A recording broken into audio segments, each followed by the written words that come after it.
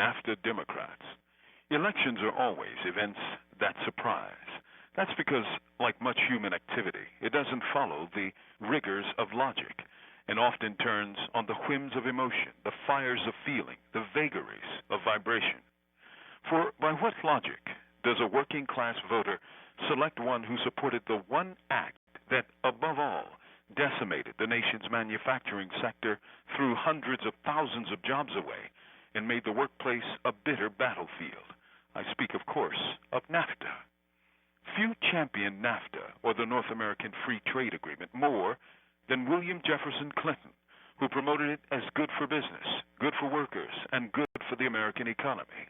Of course, it pleased business, for it opened up cheap labor pools in Mexico and enabled scores of maquiladores to open up shop on the other side of the border, pay Mexicans a pittance of U.S. labor costs, and ship finished, cheaper goods back to the U.S. market.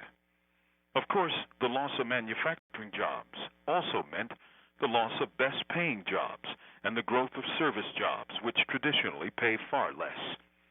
Seen in this light, how does Ohio, a place of post-industrial loss, vote for Hillary Clinton? As we've seen, it does so overwhelmingly.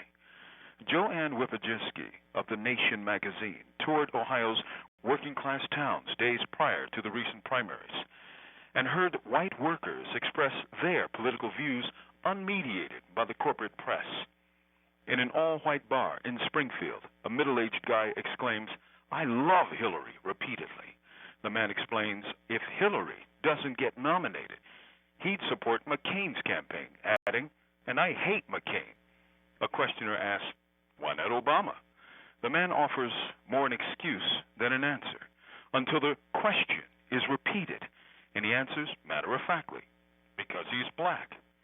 Moments later, the debate hits pay dirt, and he proclaims, "I'm not going to vote for that nigger." So much for sticking to the issues. Of course, Obama has surprised many by his ability to garner votes in the whitest states of the Union, like Vermont, the one state he won most recently, with a 97% white population. But early in the primaries, few gave him a shot at actually winning. Things have changed. As his chances get better, the politics get dirtier. Photos appear of him in African garb. Right-wing talk show hosts went on Hussein rants.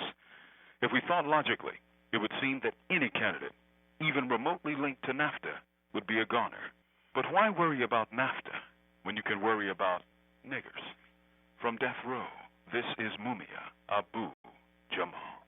These commentaries are produced by Noelle Hanrahan for Prison Radio. NAFTA Democrats.